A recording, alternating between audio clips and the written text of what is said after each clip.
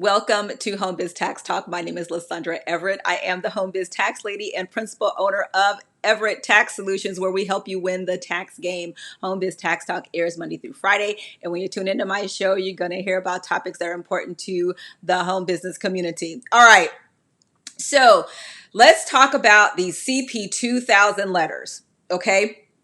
And I think it's really going to be really important going into the next filing season for people to really understand what is happening. So how does this work? So you're cruising along, you have filed your taxes on time, may have even scored a refund, yay. And then you get to the mailbox and boom, you got this letter from the IRS. Now, I can already tell you how nerve-wracking that can be. I work with the IRS all the time, and when I get a letter from the IRS, I don't leave the mailbox until I open that sucker and see what's going on, okay?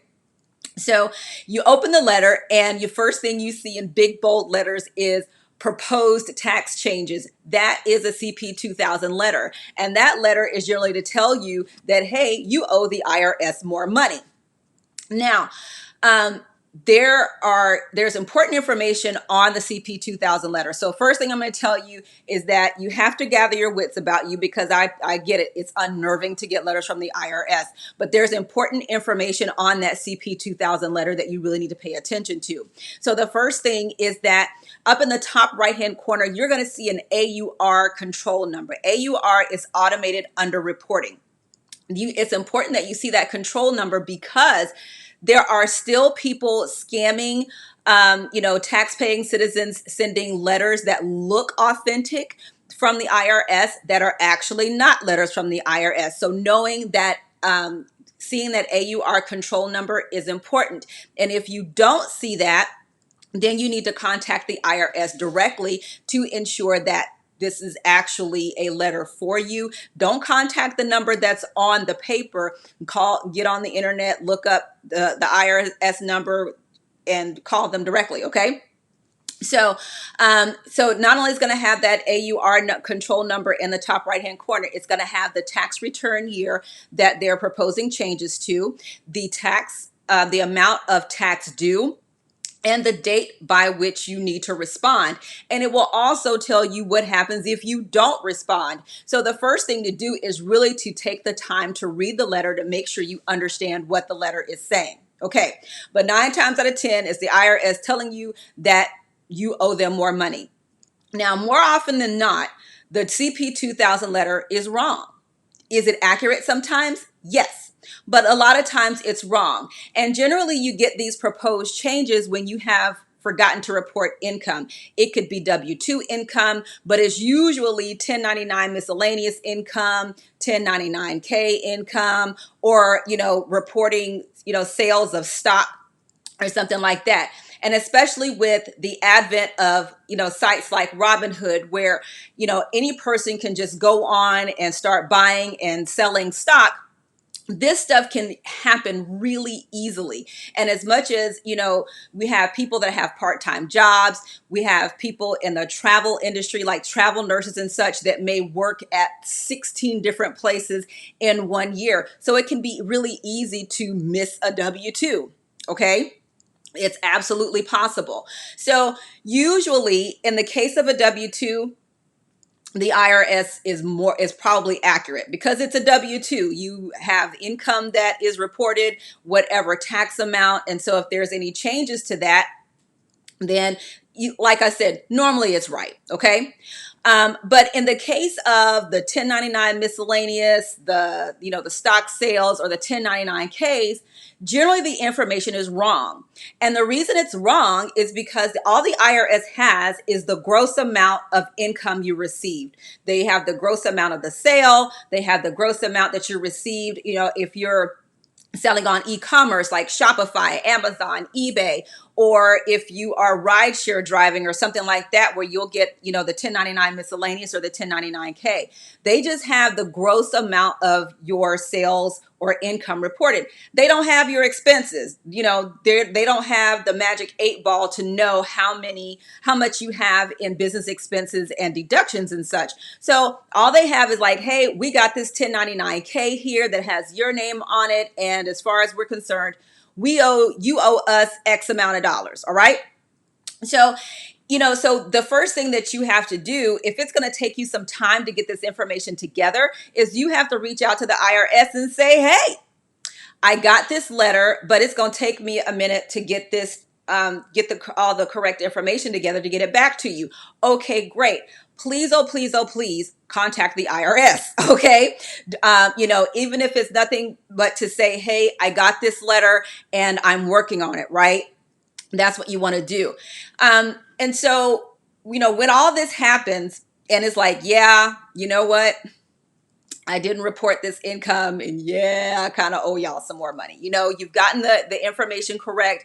You have sent the correct information. You've gotten all your business deductions and such, and you still owe. Okay. But it happens, right?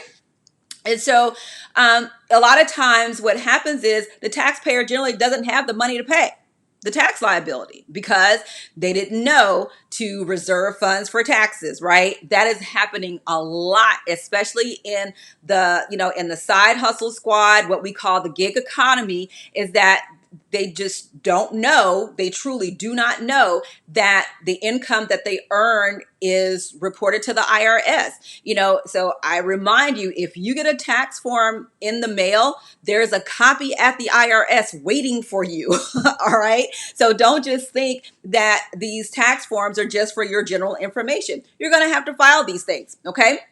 So now, what do you do? What do you do if you get that CP2000 letter? It's actually accurate, or you correct the information and you don't have that kind of money. Well, that's when you go into the tax resolution phases. There's the three main ways to pay for the tax debt, whether it is getting on a payment plan, or you may not have that job anymore or that career anymore where you're not making that kind of money anymore. So you might be in a non-collectible status at the moment.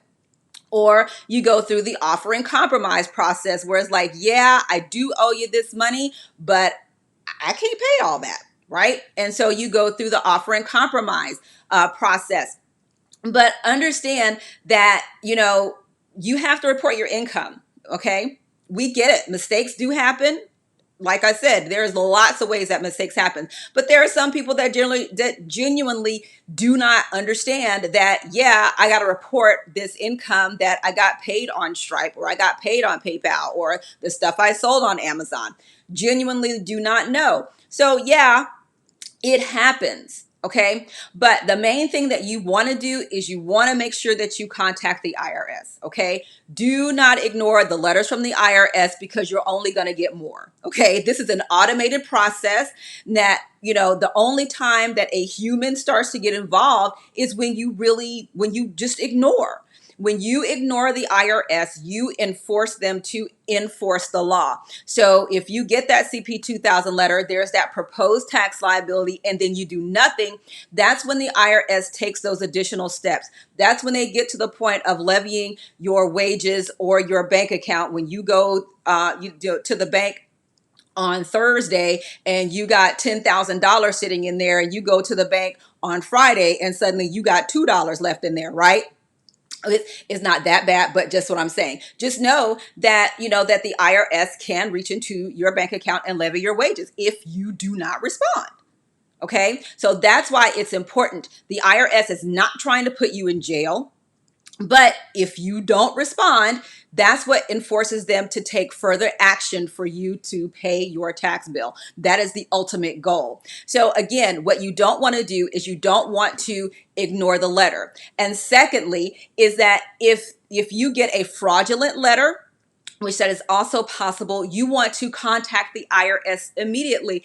And also thirdly, is if this is a case of identity theft, okay, identity theft still happens, and there are people who are, who will steal your information and go get paid under your social security number, and you have nothing to do with it. And just as a prime example, even with the unemployment and stuff from the CARES Act for the coronavirus. My mother died, in July of 2019, and someone applied for unemployment in her name. And I just happened to get the letter. right? So it happens. Identity theft happens. And so when that does happen, you need to contact the IRS and you need to contact the authorities to make sure that this gets reported and you get an identity theft protection pin for future years for filing your taxes so that you're not held responsible for this stuff. Yeah, it's hard with identity theft because you have to prove that you are the you and you didn't do all that stuff. It's hard, but that's what you got to go through. So definitely want to, with the CP2000 letter or any letter from the IRS, do not ignore it. Make sure you report all of your income and, of course, file your taxes on time, even if you can't pay, because then you at least alleviate that failure to file penalty. All right. So hope that helps y'all out. Have a fantastic day. Thank you again for tuning into Home Biz Tax Talk, and you can come right here to get your questions answered about your home business taxes. All right. Have a great day, and I will see you all next time. Bye.